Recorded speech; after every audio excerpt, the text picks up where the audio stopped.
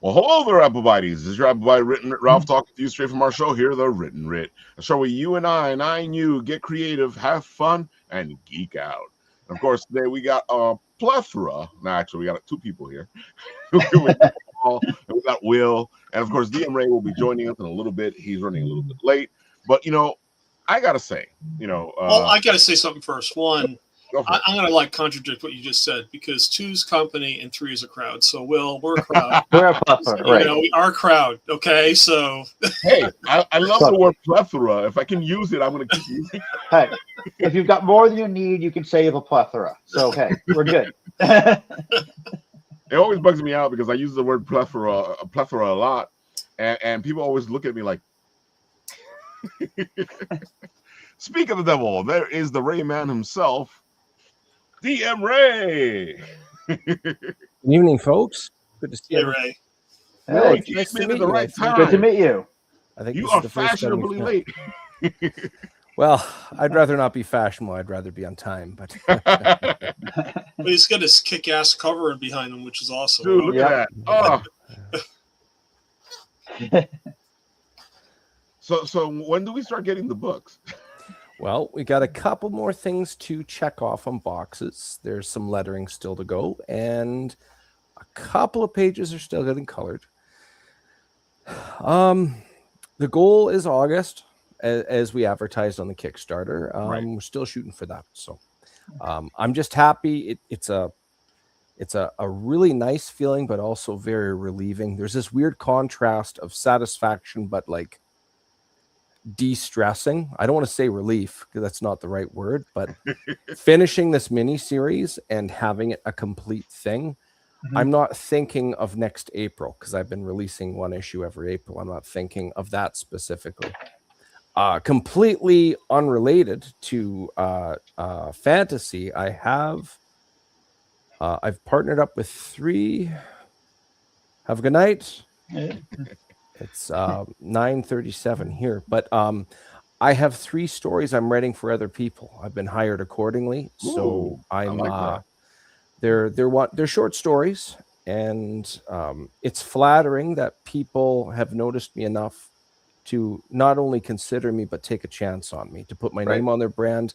I can't say anything else at this point, but with the exception of Bad Dog Inc. with Tom Hutchinson, he's expanding his what he calls the Critterverse with his flagship title Critter. There's a group in there called Paranauts, which is basically a mix between Battletech, Mech Warrior, that franchise, and Power Rangers, and it's a really. I've been having a lot of fun playing in that sandbox. Sounds like a good sandbox. Yeah. Oh, absolutely. It's a short story because it's going to be in an anthology piece, and so I don't have a full book to work with. But with that said, there's a lot of blessings with that as well. I get to just have fun in the fun. It's a short story. I don't have to make sure certain things are woven through an entire larger story. I can get to the fun, make the awesome happen, walk away and enjoy it. I feel like one of the best things to do is especially as a writer, because it's very difficult as a writer, especially in comics, to get your stuff out there because you have to hire an artist, you have to do all this other stuff. Yeah, man. But working on these little anthologies is the best way to do it, especially like if you're gonna do it yourself, because usually in the anthology you only need about 5, 6, 7, 8 pages. That's much cheaper to do than 26 pages. Yes, very much so. Very much so. It's been a lot of fun. That one I'm very excited to finish. I've almost done everything on my side in regards to writing. I'm really looking forward to seeing how that puppy looks when it's put together. Get my copy, read it over.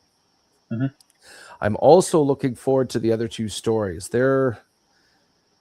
Everything's, as they say, one man's, I don't want to say trash, but something that's discarded by one could be a very big deal for another. And there's stories, I'll just say they're a big deal to me. I don't know how else to put it. I'm really looking forward to fleshing these things out. It's going to be a lot of fun. Yep. Sorry. Can I clarify something? Because I'm not sure. Are we? Yes, sir. Are you talking about writing for comic books and somebody can illustrate them, or short stories? Comic book specifically. Yes. Okay, So I've been hired to write the script on some of them. It's a different world than, say, a novel for all the obvious reasons, but there's some trade-offs. The interesting thing I found for writing for scripts for comic books is a picture's worth 1,000 words. Well, you have to talk about each picture, but be concise and not use 1,000 words, which I find very interesting and challenging. It's really, really cool, because if you give too many creative constraints, you actually choke out the artist's flair. I hire specific artists because I like their flair. The fellow behind me, I said the positions of every individual, but in regards to everything else, I tried to leave it as much to his interpretation as possible. Oh, absolutely. So I get the best from him, kind of thing. It's a lot of fun writing for comic book. Yeah, I find that same thing. Even when you're doing when you're like, I'm not an artist. I cannot. Okay, my drawing skills are negative. But what but a lot of I do try to put. I'm trying to put a decent amount of art in my books, and working with the artist and giving them. You can really tell too what artists have a intuitive sense of visualization when you can, when you talk to them, but when you can give them instructions and that what you gave is going to come back better than what you gave them. Everything you asked for, but with more, then I've been lucky to find 3 artists whose work I really like. And mostly using one who's actually one of my players.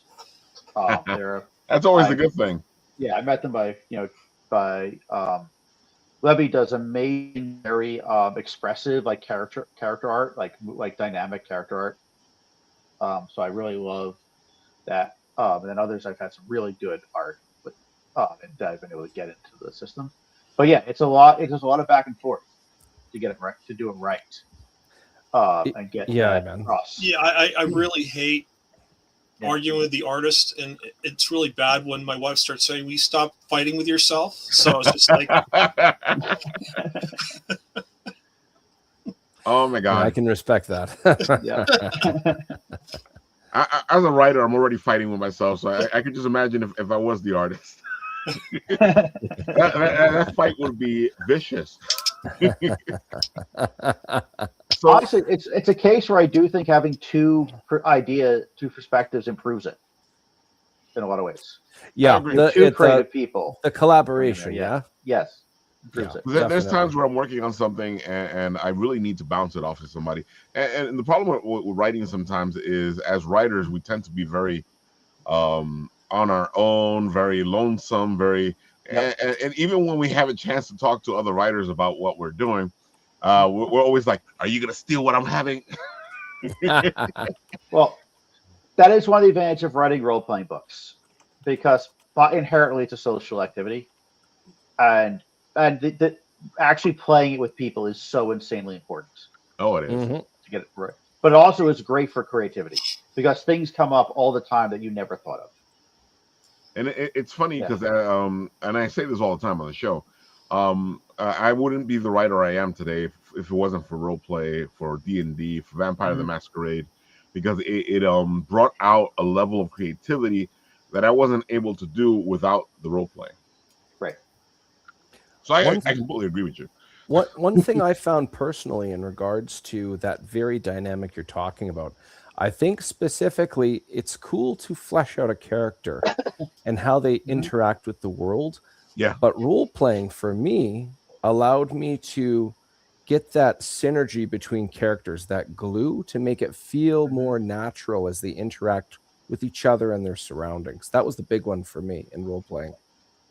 I have to say, Ray, I completely agree with you, because one of my favorite things has been to play in the games that you have been setting up with your Kickstarter, because we've been playing characters that are our characters, and it kind of gives you a whole different feeling of the character, because now you're playing him in a situation and seeing how they react to the things around them. Right. And it gives you a chance to actually live the life of this character, or get a better understanding of the character. Right. Yeah, you never know until you're playing something out how you are, or in this case, how your character would be. Yeah. So yeah, I agree 1,000%. So there's that cliche when they say sometimes the character writes themselves. Yeah. And when you're doing a role playing game, that's literally what's happening. Somebody, Yeah. it's just going. That's And right. Again, it's funny that you say that because what ends up happening a lot with writers is that the characters get a life of their own. And every once in a while, it gets dangerous with these characters and their lives of their own, especially villainous characters who are trying to take over the world. One of my favorite things about writing villains, I'll use the Marvel Cinematic Universe as an example for both extremes. I shouldn't say extreme in one way, but one extreme in a bad way is when you can't justify the villain. So in this case, Thor: The Dark World, the second Thor movie, most people forget everything about the main villain. And there's a reason for that. There's nothing to drive the villain forward. It's just bad person wants to do bad thing, and there's no reason for it. Yeah. That character in the comics, that dark elf, he's called Malekith. There's many in all the iterations I've seen of him. It's always something vengeance driven. One of my favorite interpretations of him was Thor: Tales of Asgard. It has a young Thor and a young Loki. And at the end, it's this big betrayal arc by Malekith trying to slay Odin. And the reason for that is in war, you don't always get to pick the ideal best solution. And one of the solutions that was chosen by Odin had a lot of losses with the Dark Elves. So Malekith has this big, long game betrayal to try and stick it to Asgard. I get it. I understand why he's trying to do what he has to do. That doesn't mean I justify it. In the movie, bad guy wants to do bad thing with the red Infinity Stone of reality. It doesn't sit with me. Most people can't even remember his name, let alone what he looks like. And then on the flip side, if you have something like Thanos, even though he, in my opinion, he was butchered for the movie's sake, even butchered movie Thanos, if I eliminate half of life, we would all have double the resources. Sure, flawed logic, but I at least have a reason to understand why he's doing what he's doing. And that's the reason why I was upset when they got rid of the whole love story between Thanos and Death. Yeah. Because that makes way more sense. Because, who wouldn't do something stupid to win over the love of their life? It's very clear. I don't think Marvel really stretches. MCU doesn't stretch into the comic book world. I mean, they only go so far. Like to personify death in MCU would go against them because it doesn't fit into the reality. I mean, they're always like trying to defend the sacred timeline, and they're always trying to do things that, like, wait a minute, this is not real, guys. I mean, this is like fantasy. You do whatever you want, things can blow up. What's the problem? So it's just like, you say that, Paul, but then they personified death. Yes, with in Agatha all along. Yeah. That's another good example. And I was sitting there going, why didn't you do this before? I look like I think at one point in the Marvel movies they had the intention of trying to make a cohesive, like, single universe, like some of the Marvel spin-off universes, where they had a cohesive, even almost theme in the universe. They wanted something like that with the movies, and then they get after Avengers, they gave up on that. And you can really see it. Yeah, you can really see it. You can really see that they stopped trying to keep things cohesive. I wish There's you a could argue reason with for you, Will. What? The main reason for that, if Disney bought Marvel in 2012, at that point, the MCU was 4 years into the game, and they already had plotted out roughly what the first three phases were going to be, finishing off with Avengers Endgame. Disney, who Endgame finished in 2019, but in 2012, when they bought Marvel in its entirety, well, they already have this plotted out. If it isn't broken, don't fix it. But once the Endgame is done, we want to try something different. And it just didn't work out for them. That's just the nicest way to put it. Regardless of people's opinions, it obviously on paper was just not a smart move. It looks like what they're doing with Avengers Doomsday is trying to swing back to pre-Endgame as opposed to post-Endgame. But Fantastic Four was great. I love that movie. It's a great movie. That's leading towards Doomsday. Yeah, I love Fantastic Four. Yeah, Fantastic Four was great. I mean, it's like old school FF, It felt like Jack Kirby, Stan Lee era Fantastic Four. Johnny and Ben like having like the antics going on. It was awesome. Yeah. was great. I Yeah. think the best thing they did was put it in the 60s because I feel like one of the problems that Fantastic Four has always had was they kept trying to modernize it instead of just like tell the story. Yeah. Right. Yeah, and it's funny you mentioned that because when I watch it, yeah, that Kirby-esque, the 60s feel. Another way of saying it is, I say to my friends, well, if you kind of feel like you have superhero fatigue, this is the same thing, but it's with the Jetsons. That's basically it. And they're like, Jetsons with superpowers? Okay, I can entertain that. Let's see how this goes. It's fun. It was a fun Oh, movie. absolutely. Yeah, I enjoyed that completely. So, Will, Yep. now that we geeked out a little bit and we brought you into the fold, Wild. why don't you tell the people all the good stuff about what you're doing? Give them the spiel. All right. Tell us where this all came from. All right. So yeah, just if you haven't seen the bomb, my name is Will Little, and basically I'm a tabletop gamer. That has been my main hobby since college. Um, so I've been working on that for a long time in multiple ways. The biggest, and really started seriously looking into doing something substantial, as far as something that actually published something after COVID. Before then, I had played around with some board games, designing, trying to get them published. But during COVID, the biggest after I launched the Game Map, which is a website to help people find gaming events. Because I actually got more into role playing during COVID because I did a ton online, a lot of role playing fun, and got very involved in that. But I was missing in person so bad. And I knew that they were all over the place, but they were just very hard to find.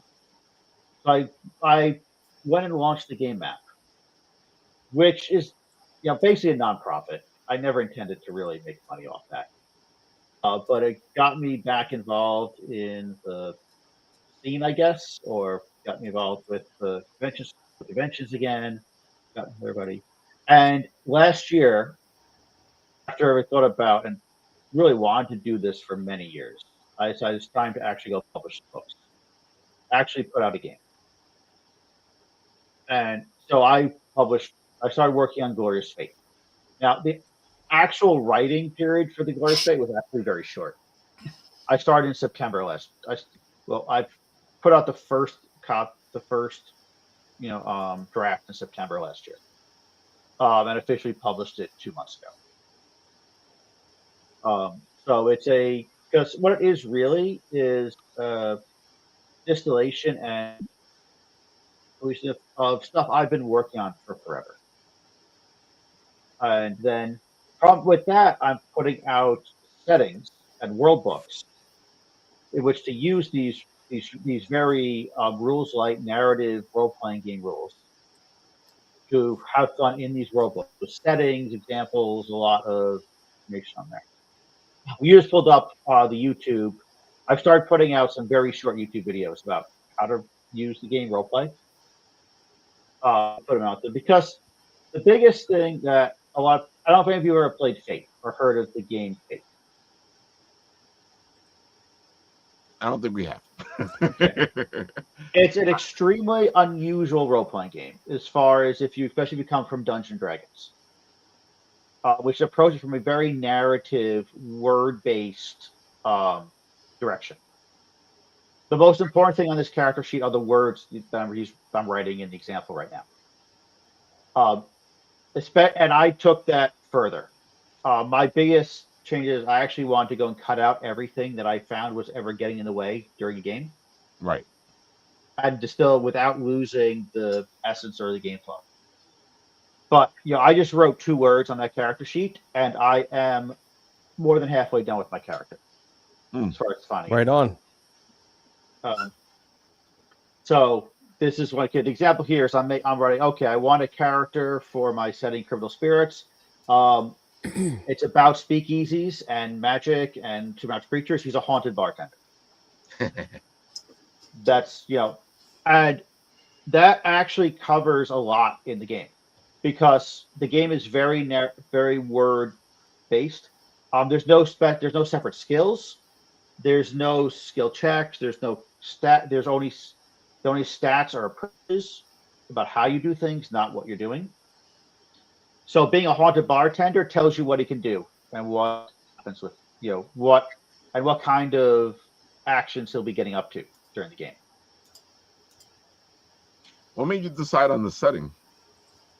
That is about. I was actually floated 3 settings early on to a bunch of people I play with, because with the archers, I am not short of setting ideas. If you wanted me to, I could come up with setting ideas nonstop. So I want to see. I went and said, okay, I just put together 3 that got my imagination going. Right. Said, these are cool. Like, this is clearly something here. And I was like, mobsters are cool. Urban fantasy is cool. Especially, ghost, witches. And the 1920s was a very interesting time in mysticism as well.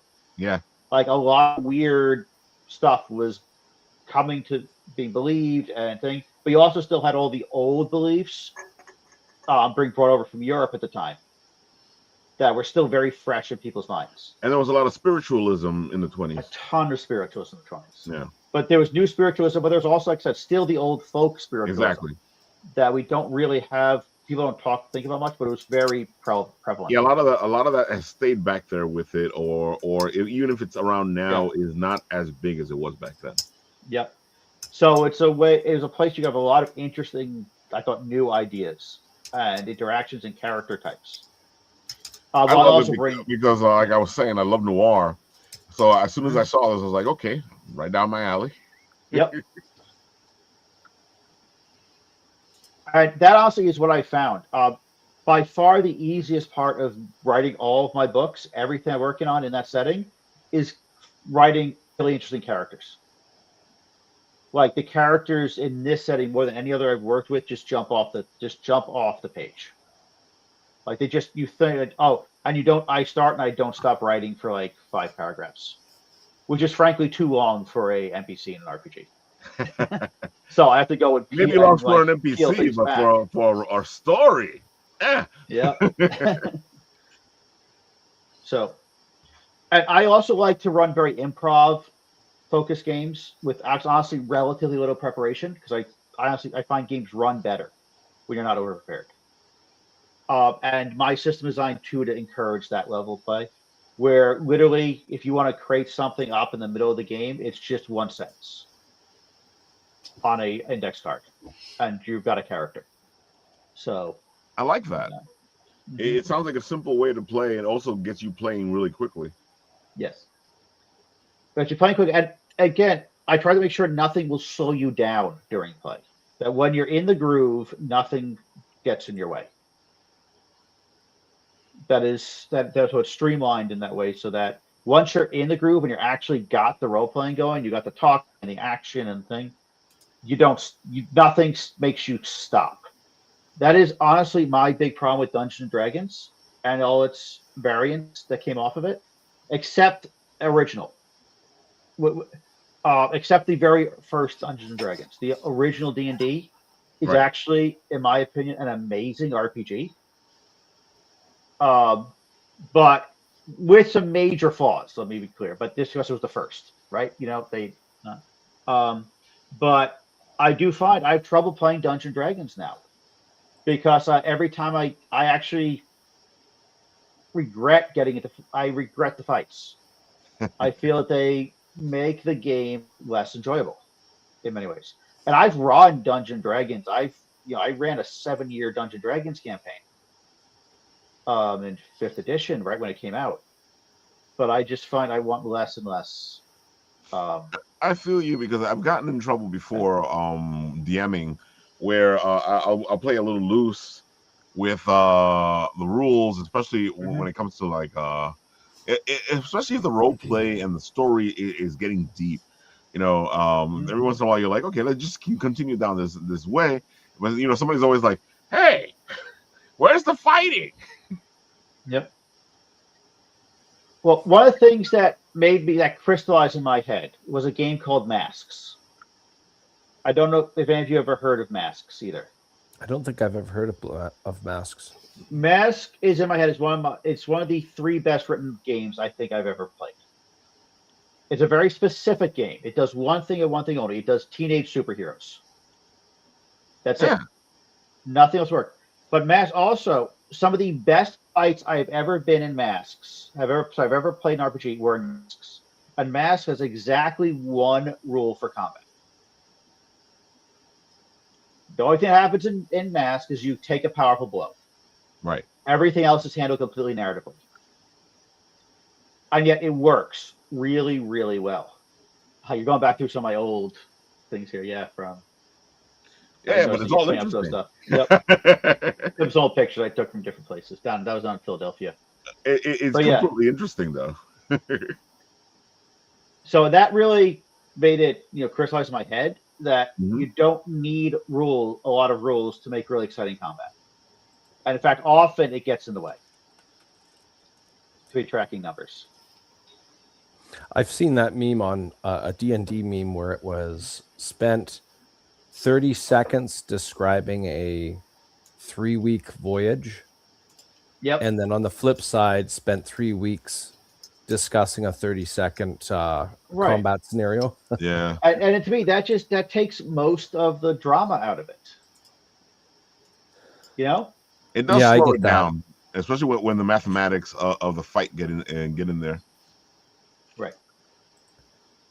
Because I've seen it before where you're going, you have a great flow in the role playing, and then this fight happens, and by the end of the fight, whatever storyline was happening kind of like disappears.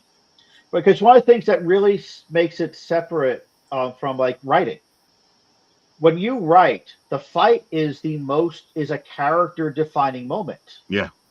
The fight is character development. Combat is character development in most writing, and most drama, and TV, and movies. The fight is maybe not movies. Not only the good movie, only the better movies. But in the well-written movies, the fights are also character development. And usually the fights you remember best are the ones where something happened importantly in the character development.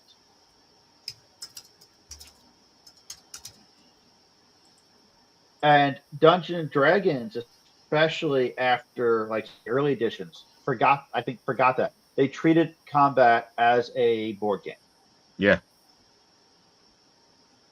Because they try to make it better and better and better, and it turns it more and more into a board game.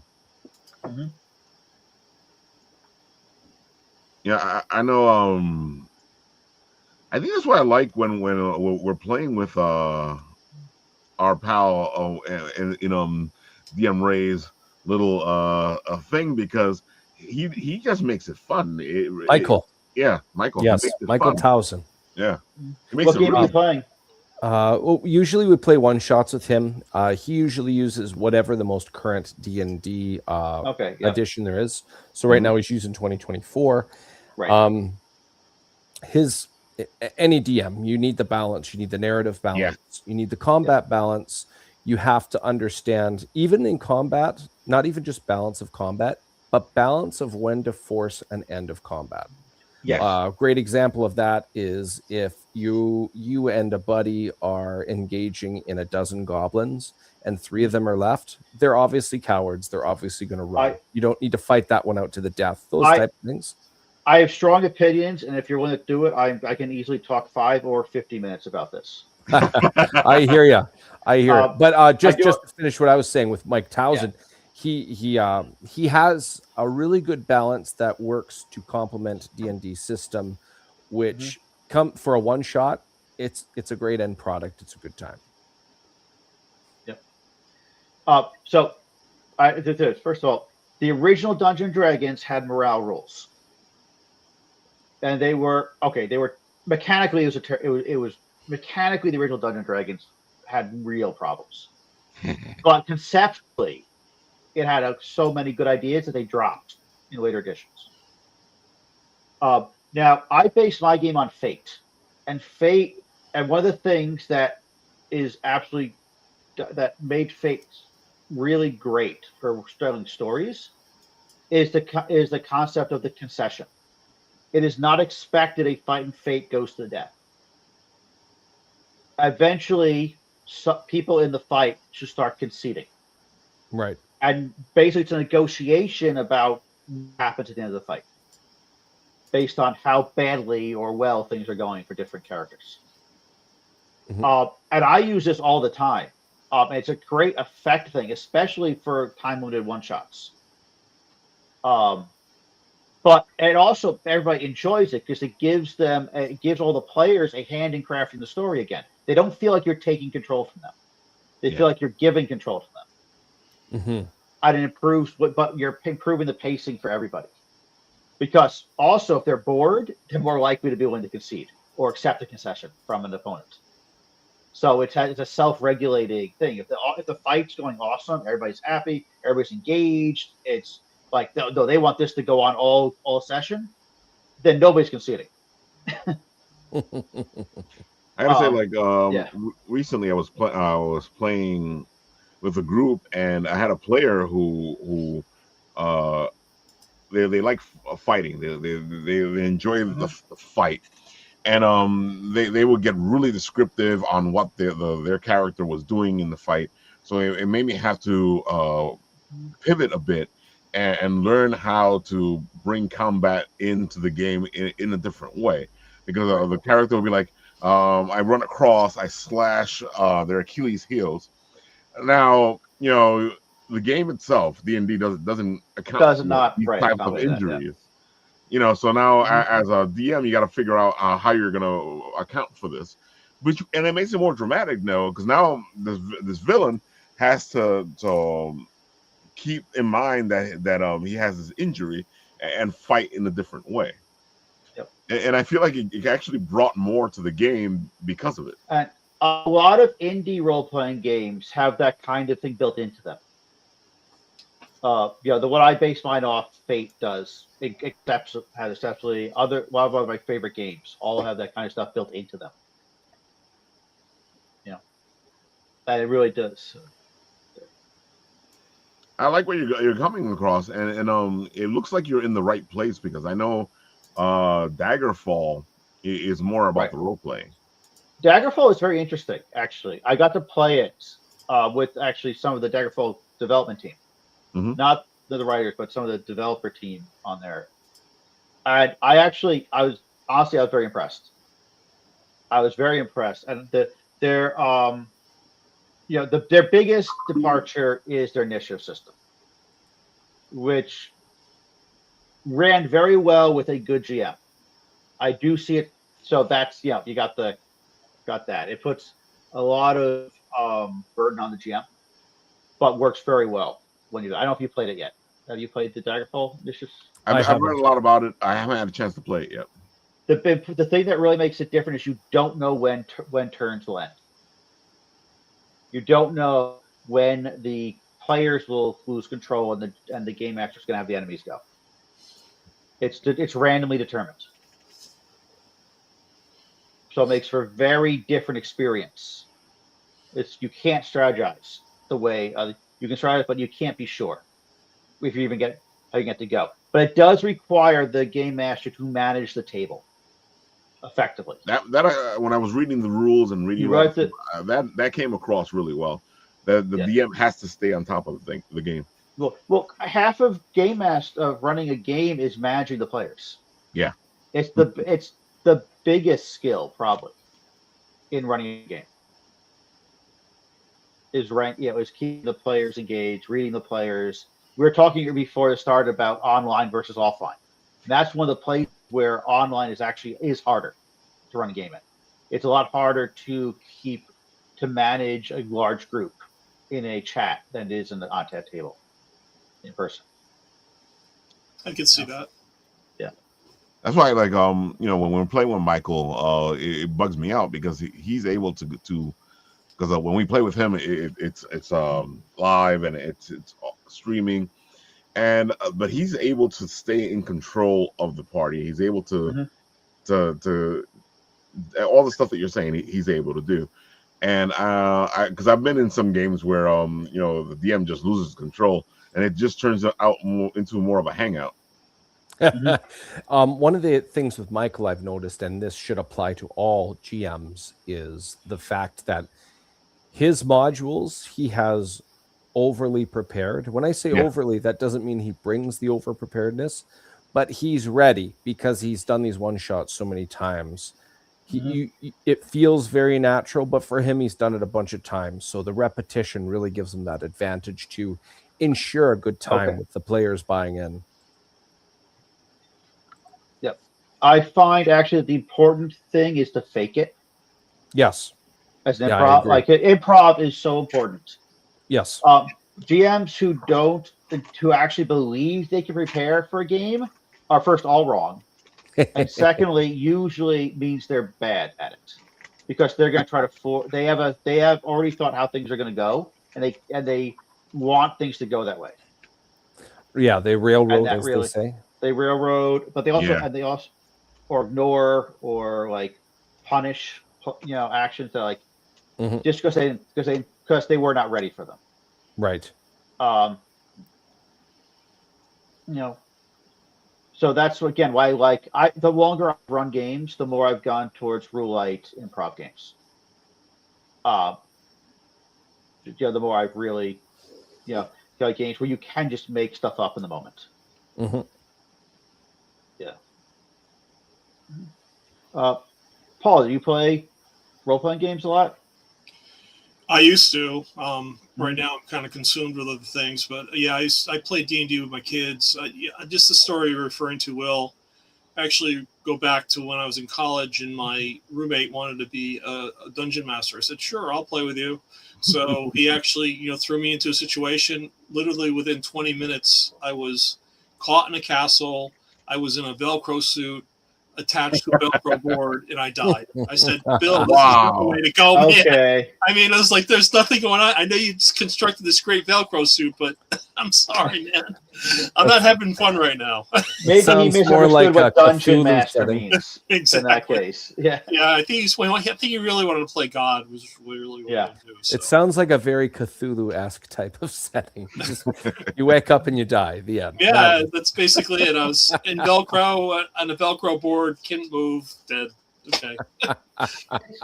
It's kind of funny how Cthulhu-esque has gotten that impression when you actually go read the original books. I mean, honestly, humans weren't doing too bad most of those situations. The actual original book, yes, Lovecraft, he had mental issues, massive mental, and his characters had mental issues, which is actually interesting. But you actually go look what actually happens when the Cthulhu Mythos things got exposed to people. Humans have a weird success rate in those books. Yeah, man. One of the anything that if fans really like something, the artist or the person in charge of the story will usually flare that up a bit. If fans are liking, okay, well, I'll steer it that way. A really good example is the original interpretation of Venom, who Todd McFarlane was the first to draw. He's got teeth, he's got a mouth, he's got a smile, and he's bigger than Peter Parker. But people are like, man, those teeth look cool. So he started making them more uneven, more jagged, having the tongue come out a bit or out a lot after a while and stuff like that. It's tailored towards the fans. It sounds like many Lovecraftian elements were embellished for the same reason. Yep. Mm-hmm. They became Flanderized, right? Yeah. Yeah. Mm-hmm. Yeah. I gotta, it's role play in general is just interesting, and the reaction of people when it comes to role play in general. People have their opinions on what it is, what it isn't. Mm-hmm. Yeah. It always interests me because you end up having these weird conversations, and the thought process on what they think role play is. Yes. It makes no sense to me. Well, there's some people, there's a lot of people who approach it like it was a competitive board game or a card game. There are people who approach the role playing games as competitive sport. They're there to succeed. They're there to win. They're there to be the best or whatever however they approach. They want to win the game every session. Yeah, I thought one of the best comments by the Artemis crew was, I think it was a pilot. He basically said, "We're not a team, we're a crew," and it's like we're here to like support each other, and that's one thing I think people really miss. With the role playing aspects, like the DM is there to guide you in terms of what you're doing. He's not out there to cut you down. I mean, challenge you, but really you're supposed to work as a crew, to work together to figure out situations. That's what makes it fun. And I think when people like intentionally are out to get the players and do them in, they're missing the whole aspect of it. It's really meant to be a shared experience between, the players themselves and the DM. And that's where you get the whole experience to come through. There is one exception to that rule, because you're obviously right. That is the rule. It should be, at least, or maybe not because of improv. But regardless, exception to the rule. I think I've told Raph this story before. One time I did a one shot where 6 politicians were locked in a dungeon by a king and a queen. They were druids, so true neutral, right? There's an invading army coming into their territory, and the druids, the king and queen, want the 6 politicians to figure it out.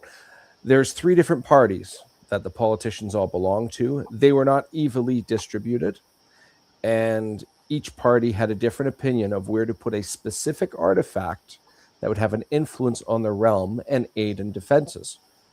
What each politician didn't know is every one of them was a warlock, and everyone had a different patron, and they all had different goals that they had to do before they figured out where they were going to put this artifact. They couldn't leave. The king and queen wouldn't let them leave.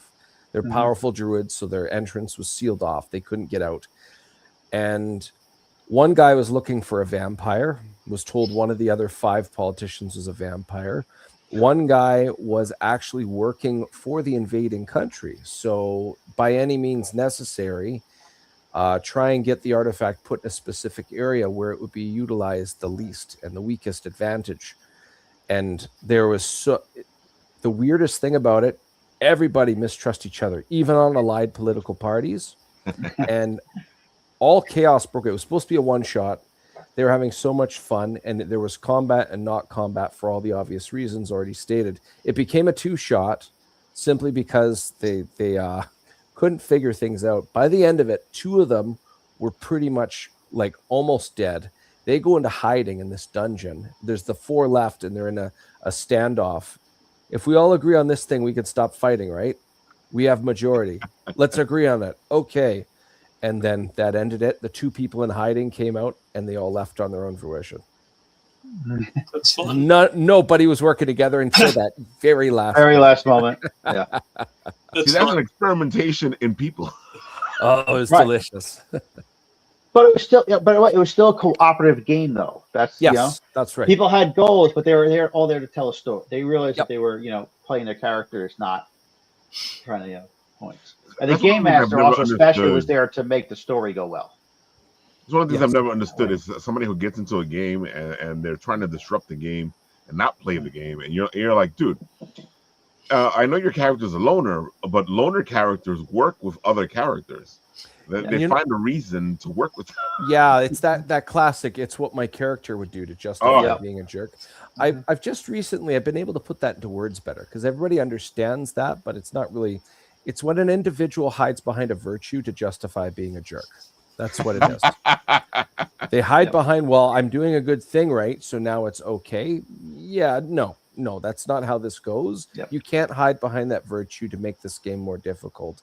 Let's play. You could get something out of this to make your character participate. Just work with something. It's got to be something. Let's see some fun here. So, Will, if somebody wants to play your game, wants to check it out, wants to test it out, how can they do that? Because I know you were at Tabletop as a DM. What are good places for them to check this out? Okay, well, the first thing is you've got the website up. So if you go to gloriousfate.com, First, you can download the rules for free. There's a link to both Patreon and DTRPG where you can download the 10-page rules for free. And those 10-page rules are not incomplete. Those are all the rules you need to play. The book, the 140-page book, is all stuff about setting up campaigns, advice, how to interpret, using the rules for different situations. It's and all elaboration and examples. Like there's an entire example campaign in the full rule book. I literally go through and develop a campaign from scratch. So as an example, say, look, this is how you do a full campaign. But if you just want to get started playing and see what it is, the 10-page version is free. If you want to play with me, if you go to my Patreon, everyone who's on there, even the free members, get an invitation to my Discord, where I run games. That's the easiest way to get into a game of this, is to go to the Patreon, sign up for the free one. When you do, I will send you a link to the Discord. I don't give the Discord out freely because spammers. I can't put it out there where people can just see it. So the way I gate it is you have to actually sign up in the Patreon on the free version of the Patreon. That's a good way to do it, because because those freaking Discords get crazy. Yeah. The other way too, actually, the other thing is, if you want to play this weekend, I'm running the games at Long Island Track this weekend. I'm running the game. I'm going to be running my game, but mostly I'm actually running a different game called Dread, which is the Jenga-based RPG. Oh, I know Dread. Remember I said there's like 3 games, I think. Like that is the number. That's the second game I think is undisputably in the top 3. Dude, that game is crazy. It's great. It's the perfect marriage of like theme and mechanics. Dude, I've watched people play it, and it's just crazy. Yep. For those who don't know what that is, it's a horror role-playing game. But I actually also use a lot for others. Anything tense and suspenseful, it's fantastic for. Dude, folks, it's Jenga is already suspenseful and stressful as it is. Can you imagine having to play Jenga and role play at the same time? Yeah, and if you knock over the Jenga, your character is dead. Yes. It's a game for one-shots where most characters will die. I have modded it in a couple of cases where the characters won't die, but something just you fail. Like I ran a Mission to Mars version game using Dread, where none of the characters were actually on the spaceship, but when they screw up, they kill one of the spaceship crew. Wow. Their character doesn't die. At least you know that going in. I mean, it's like it's killing surprise. I mean, there's always that. It's a way to make sure people don't feel they get the first person that died doesn't feel left out. Yeah, but at least the mortality rate is like 100%. It's like it's actually most games of Dread don't have with everybody dead. There's usually a final girl, a final the last survivor of the horror movie gets 1 or 2 get out, but it's dead. That's the way it's intended to. It's great, folks. Play it, folks. Play it. I'm telling you, play it. Mm-hmm. But yes, the way that the effect that Jenga has on the actual experience of playing the game is huge. Yeah, like I said, man, Jenga stresses you out as it is. Mm-hmm. It's so much worse when characters are on the line. The way it changes the way you just sit at the table. Yeah. Because when you're playing this game, the table is your enemy. If anybody bumps that table, everybody's on like. I've seen Jenga played with 2x4s. Well, do you think people cheat? Will, I mean, like, Jenga's like one thing, but like if I'm an opponent and it's my opponent's turn, I might just accidentally bump the table. Well, it's not an opponent game. That's but that's not the whole thing. You're not you're not playing this as you're trying to kill each other. Okay. I've never seen anybody in a game of Dread actually intentionally kill off anybody. Because seriously, it does actually. I felt it gets people in a kind of we're together. We're disagreeing, like we're playing this together, but we're all in the same horrible situation type. Now there are betrayals. Let's be absolutely clear. most games it's a horror movie. There's people are betraying people, Yeah. but players are not betraying players. Yeah. You've got a theme. You've got a it's a there's a theme to this game. It's just part of it. It's Oh, it's interesting, folks. It's really interesting. Yeah. So if you guys want to check it out, you should go to Long Island Trek this weekend and play with Will. Yeah. I'm actually going to be talking about something I just talked about. I'm doing a talk at Too Many Games in Philadelphia at the end of the month, too. Oh, cool. Dread's one of the games I'm presenting there as one of the examples of unusual mechanics games. And, of course, if people want to look for you other than the website, where else can they find you? So you can find me on Facebook, Instagram, all of them on Blue Sky, all under the Game Map or the Game Map LLC. So, but all of them, I'm either the Game Map or the Game Map LLC, and all those. And again, if you go to my webpage, if you scroll down, you'll see links to all of my social media. I actually am most active on Patreon. If you want to see the most of the things I post, but you'll get most of what I do. This is the original Game Map. This is the website I named my company after. This is the first thing I made. It's a website for people to put up their own gaming events. So it's entirely user generated. Sometimes the user is me, but it's entirely user generated.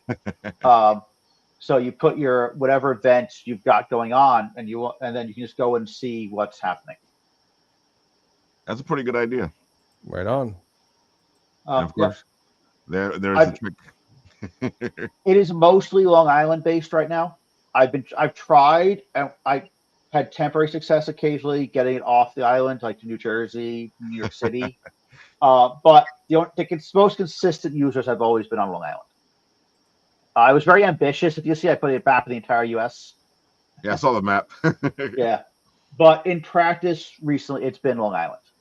Most of the users. I'm trying to expand outward, but it's most users are on Long Island.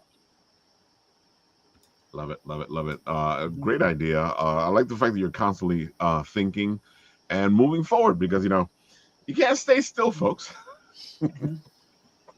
It's true. Yeah, you can't stay still. You got to move. Having fun is in the moving. Oh, definitely. When you stop, it's such a cliche, a corny cliche, but it's not the destination, it's the journey. When you finish the destination, you stop moving. It's the movement that's the fun part.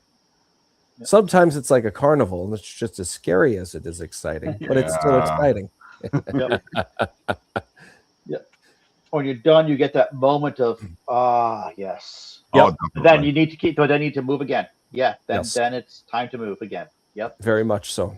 Take the moment to appreciate it, or the week, or whatever. But you want to keep moving.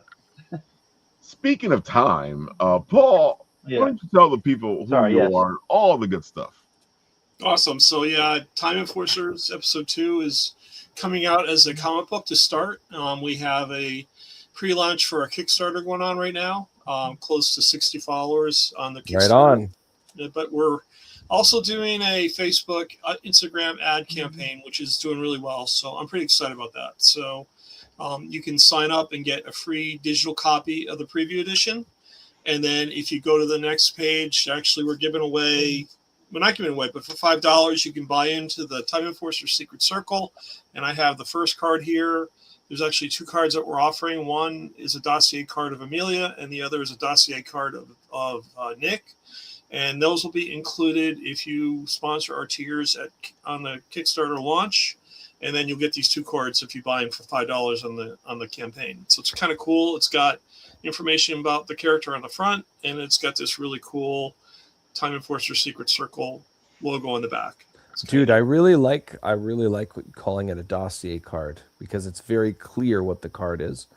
Thanks. As silly as it sounds, it's so simple but very pragmatic. I like that. Thank you. It's tied into the book itself, Ray, because I actually have in the back of the book there'll be a section called the Chronoton, and it will offer these dossier cards, but even more detail about the character. And so that way you're actually learning about who these people really were in history. Mm-hmm. And then there's also puzzles in the book. So the 48-page book is going to have 2 puzzles at this point. One's going to be a word jumble, and the other's going to be a crossword. And if you can't find the answers, can't figure out the answers, you go to the Chronoton section and you can find the answers there. So it's really meant to be, this all-inclusive thing where you have to go to the internet. It's all self-contained and really meant to be a lot of fun. My inspiration for this was the Highlights magazine from the doctor's office when I was a kid. I remember those. Yeah. So that's what I do. So aside from Fractured Fairy Tales and the Highlights magazine, this is kind of like my inspiration for doing all this stuff. It's kind of kind of hokey, but it's kind of cool. And we're gearing up for Garden State Comic Fest coming up at the end of this month on the 27th and 28th. We are developing some really great swag. I have buttons that I'm creating. One is of Togo here. If you can zoom in on me, Ralph, that'd be great. Hold on a second. There we go. And it's going to be packaged in, but basically it says Togo, lead the way. So it's kind of fun. And it comes with this little card here, which is kind of cool. So you got, get zoomed in, there we go. Get this little card, just a little description of him, and it also talks about the pin on the back. But what's really cool about these is when I got these pins, they had those rubber attachments, and I got sick of that. So I actually went to Amazon, and I bought these really cool snap-on clips because I bought pins that had the black rubber, and I lost them. So I said, it's not going to happen. I really took the time to get these clips so they go on, and they're not coming off. So it's really They're not messing around. Don't mess around. I really produce quality stuff, so I'm really excited about that. Well, you got one more pin, man. Keep this focus up, will you? Come on.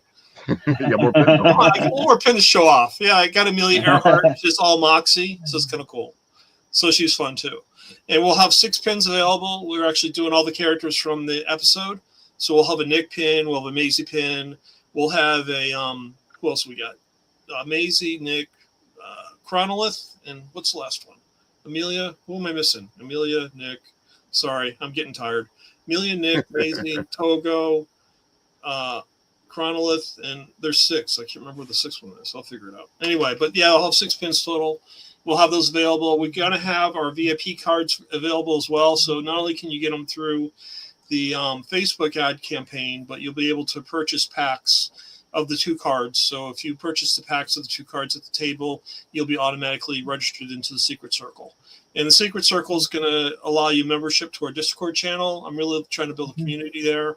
And the way I want to approach this whole project is anyone that signs up for the Kickstarter or for the free comic or whatever, I'm going to be sending free stuff throughout the year. So we'll have digital stickers that we'll be offering. We'll have digital prints.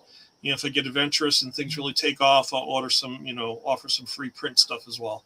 So I'm pretty excited about this. We have 5 variant artists that have developed covers for this campaign, which I'm pretty excited about. Angel Lopez did a cover. Chris Mad did a cover. Keith Williams. Right on, Chris Mad. Yeah. And then awesome. Will Torres is doing a cover. He's going to be finishing up. And Angel Concepcion III did a cover. And they're all different. They're all fantastic. I'm really happy to offer this. So not only can you get individual variants, but I'll be offering like a mix and match, or if you want to get all 5, you can get all 5. And so, so I'm starting to work out the tiers now for the campaign, and get it so where people can buy in. You'll have an opportunity just to get the digital comic. It'll be 48 pages, but that's for like $10. But then I'll be offering a sheet of vinyl stickers, and that'll be a $15 tier. And then everything above that is all physical merchandise. So our $20 tier will be the digital comic, the vinyl stickers, and a hard copy of the comic book itself. So I'm trying to add as much value as I can to this, get people involved, get them to like it. Because, this is just episode 2. I have episode 3 scripted out. I know exactly where I'm going to go with this, and I'm going to start working on episode 4 soon as well. So this is an ongoing adventure. It's all working towards an education framework that I'm developing. What's great about graphic novels is it really applies all the classic, not even classic, but all the foundational models for universal design for learning. So graphic novels are great for readers of all levels, and that's really what I'm looking to do is include this as one aspect of this education framework that I'm building called History All Around Us.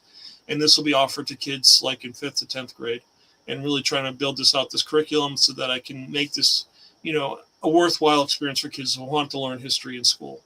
So yeah, it's weird how so many people. Well, actually, I said now younger teachers, I think not so much, but I remember you seem to feel that somehow when you get older, you're supposed to stop learning from pictures. Yeah. that somehow they're not a valid way to learn anymore. It's Yep. really is strange like that. Yeah, nobody, you never stop learning from seeing Nope, you something. don't. It's No, and never, yeah.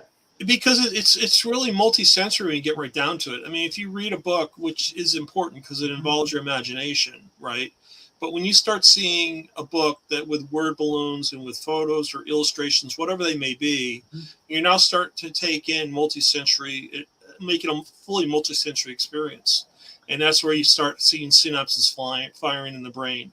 And that's why it's so effective for kids that, you know, have learning disabilities, that they go to these graphic novels and they are able to start to learn how to read really fervently and understand everything. It's because of the tie-in with the visual and the words. So I don't think it's even learning disabilities. I remember when I was I remember the when I was in high school, the best book I remember reading about history in high school was 90% pictures. It was a World War II book. I still remember. Yep. But it was literally just nothing but pictures and a few words at the bottom of each page. Yep. I told the story and told it, and I remembered more of that than anything else I'd read about history. Yeah. Yep. And it's funny you say that, Will, because the experience that I hear from everyone that I speak to about this, and even from educators, I mean, they're touting where in the world is Carmen Sandiego, Oregon Trail. And it's like, these are the memorable aspects that people experience in learning. It's like engaging that gamified experience, but doing it in a way where it's, you know, presenting the information in a that makes it adaptable for people to learn. You know, just learning dates and events through a textbook just doesn't cut it anymore. There's just no one has the attention for that. And really looking to try and break that barrier down and really have kids involved in wanting to learn, wanting to explore. You know, if they find a subject they want to learn about, they can go to the references that I include in all my work. So I'm sourcing the materials from reputable sites. If someone wants to learn about feudal Japan, I got a whole list of references they can go to. It's on my website as well as in the back of the whatever materials I produce, so they can find that for themselves if they want. Yep. But I'm excited. This is a lot of fun. It's shaping up pretty well. Episode 2. I keep saying this. I only have about 6 more pages done. I've been distracted with the Kickstarter so far, but I've been working out the layouts for the rest of the book so I can get everything done and printed by September, which I know will work out great. We'll be offering a hardcover edition as well.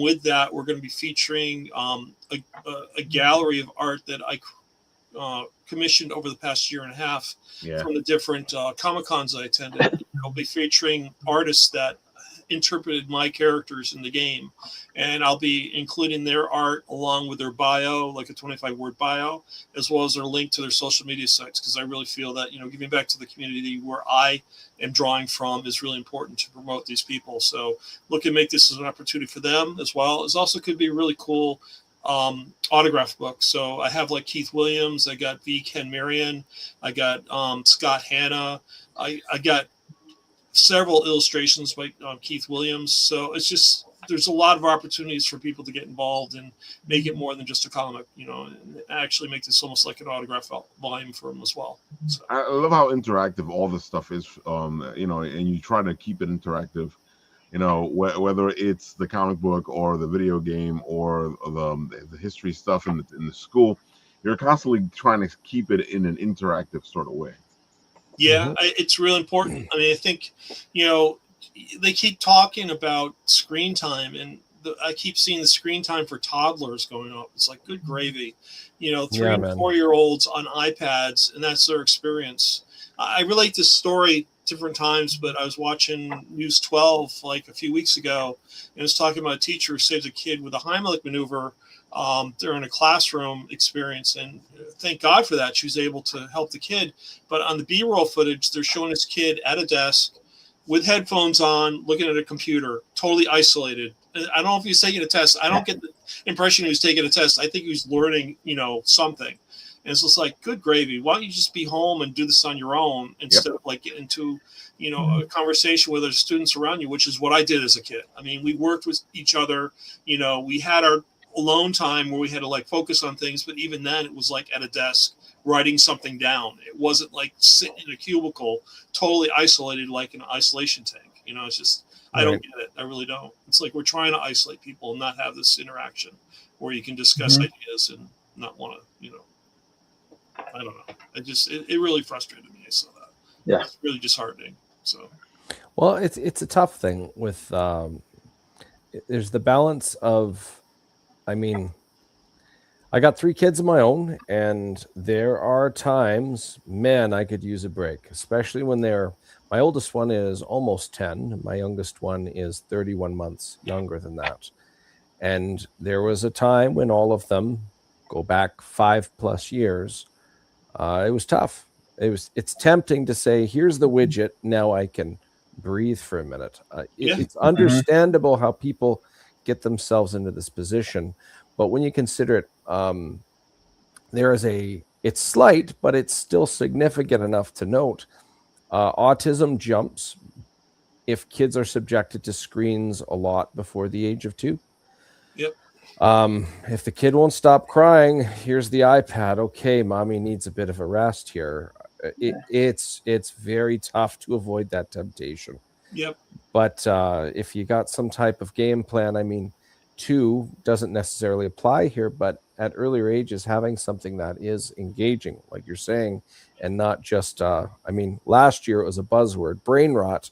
You don't want to just be feeding them brain rot. So you'd rather give them something that, they're going to absorb this. They might as well rather be repeating this instead of Skibbity Toilet Ohio Riz. Skibbity Toilet. Well, my friends are teachers, and they're like the horror stories, about that stuff. After this Kickstarter, I'll be working on the role-playing game that I've developed for this. So it's going to be a combination Trivia Pursuit, because you need history, right? So you're going to have some Trivia Pursuit. But it's also going to include a role-playing aspect as well, because this is a comic book. So I'm combining the 2 together to make it where kids are not only learning things through the trivia cards, but they'll also be role-playing their way through the game because they have to use their imagination to get out of situations. So, and I really wanted to make this an easy setup, like you're saying, Will. I mean, I played Dungeons & Dragons with my kids, and I got to the point where I just threw the rule book out. I just, sat down with them and got tired of setting things up and just playing with them. And because I had a limited amount of time with them as it was as a parent, and I got 3 boys, and, to sit down for an hour just to prep the game, I said, screw it. I'm just going to get into it. Just do it. And then, I didn't care what the rules were. We were throwing for initiative. I had no clue. We were just rolling dice, and the kids were having a blast rolling the dice. I said, yeah, that's a hit. Go for it. It was fun. No big deal. So it's just, I really want to make this game like really loose in terms of the rules. You don't have to really get stressed about them. Easy to learn, easy to play. So you just get in and play and enjoy it. That's really just going to come. This is my jam. So if you ever want me to play test something or just talk it out with, I'd love to. I'll send it over to you, man. I got the cards set up for the first episode. What I want to do is do the second episode ready to go, and then start doing after school testing with the kids in schools with this. And the role playing game will be great for that. I wanted to do the video game, but I'm kind of stuck in this mire now with the comic book role playing game. I'll get back to developing episode 2 on the iPhone and Android platforms, no problem. It's like 60% there, but I get distracted with this whole other stuff, so it's okay. It's fine. Everything's moving forward. I just keep moving forward. I don't care. It'll get eventually. So we're good. Keep moving forward. Always. Great movie, man. I love it. Love it. And of course, you were talking a little bit about it before. Why don't you give us the whole spiel? What the whole spiel? Well, let's talk about the relevant stuff first, and then I'll talk about the background of this successful campaign.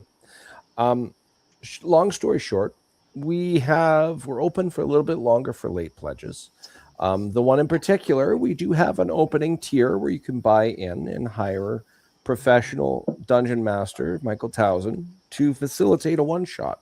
You'll play alongside myself and a few others, and there are a couple spots open. So if you're interested in playing D&D, if you've never played D&D before, and this is a great first impression of it. So look for that. We will be playing once we close the late pledges. We'll pick a date and have some fun. Anybody interested in fantasy? This is a 3-issue mini series. You can get all 3 issues Purchase right now with a delivery expected for August, maybe a little bit later. And the core story of this is about, and I've said this lots of times before, if you have friends that you don't get to see as much as you used to in a more youthful era of your life, you probably are going to relate to this. This is an homage. If anybody, that cover right there, that's an homage to the first Final Fantasy in regards to the battle sequence. But if you have friends that you miss that you don't get to see as much as you used to, this book is an homage to that level of camaraderie through the theme of fantasy told through the medium of a comic book. That one is a metal foil cover of Dunanini walking away from some fire. The whole plot, the premise is 4 friends that meet for the first time in a long time in their hometown, and they are inclined to believe after certain series of events that a local drug issue has some type of say in the beginnings of a failed undead outbreak. So all 3 issues take place in one night. It is about them pulling on some threads and following some leads, and maybe having to do a lot of chewing depending on how much they consider themselves biting off here. Raf, could you play the trailer at the top? Sure.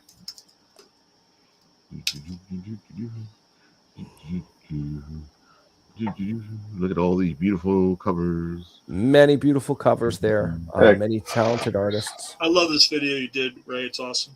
Thanks. Thank you. Cable Foster and Michael Towson voiced the characters in this trailer. While making contact with our friends Chazgo and Sarlacc, we crossed paths with an undead outbreak in Ivywood. This led us down a rabbit hole involving a local drug called Weave. Bandits kidnapped citizens in an ominous book which I was able to gather critical information from. Time was not on our side, and we were not the most qualified to address this urgency. We need to blow up the distillery. Can't hold this spell much longer! The necromancer is mine. I am your beacon!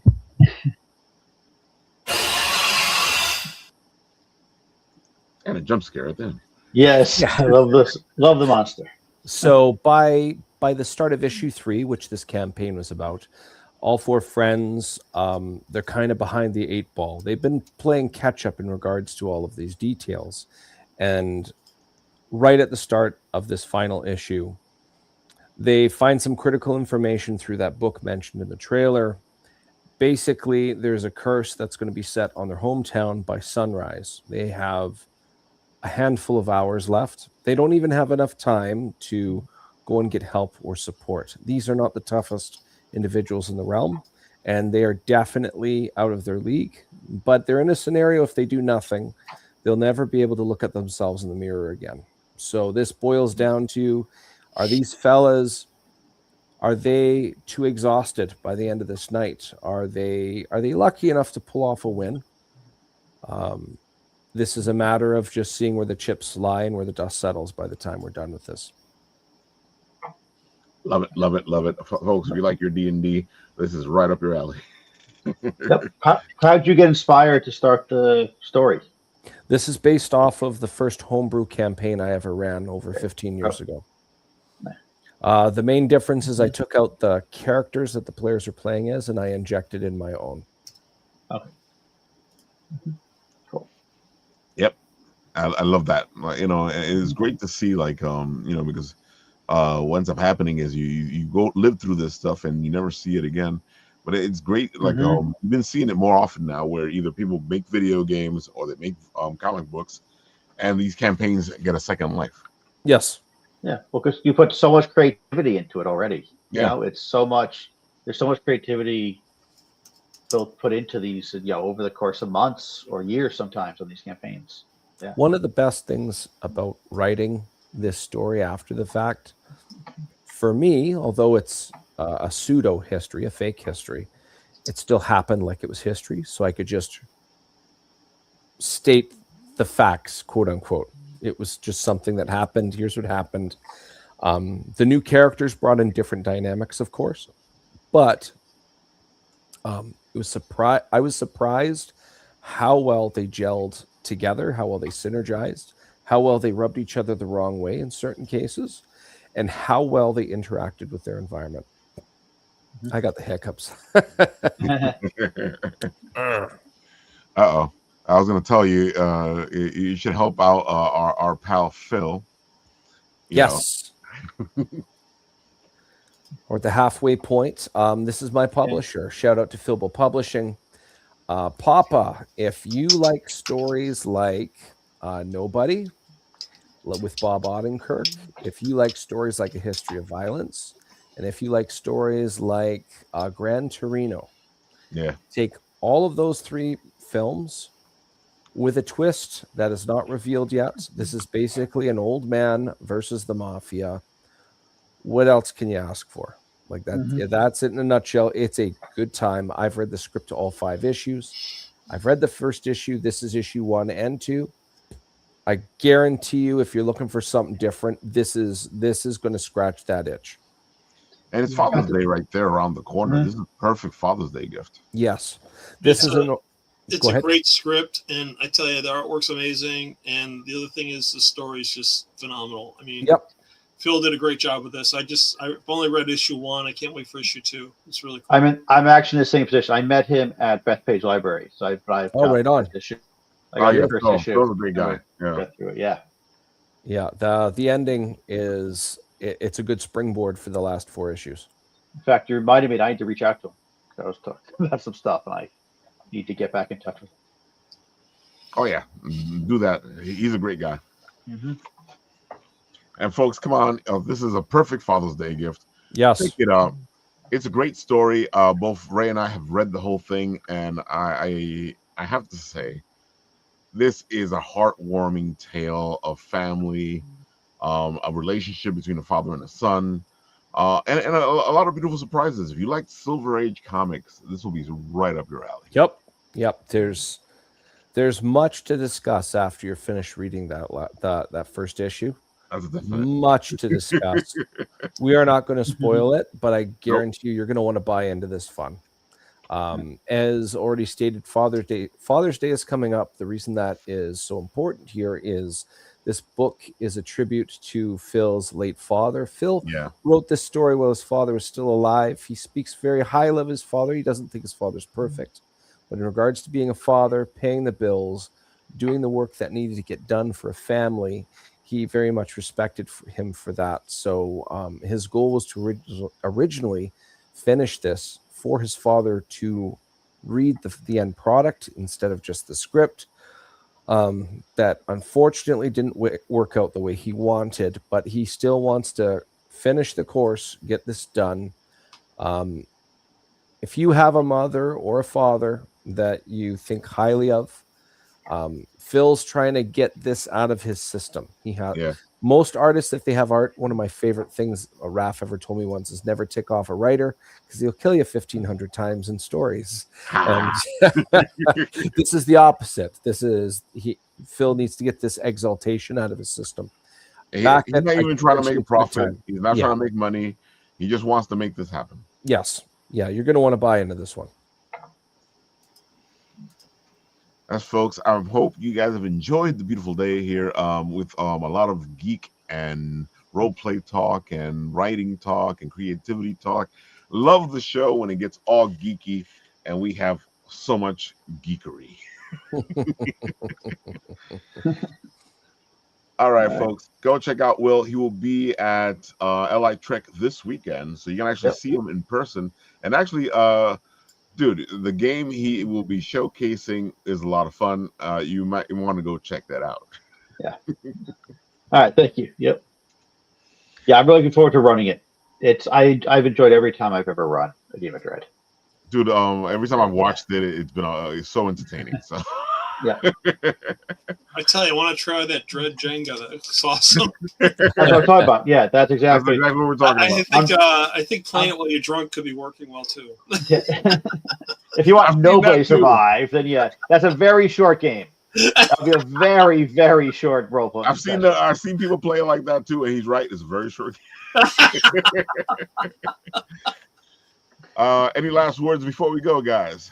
No, It was awesome. Nice meeting you Nope. all. no, but I get to see somebody this weekend.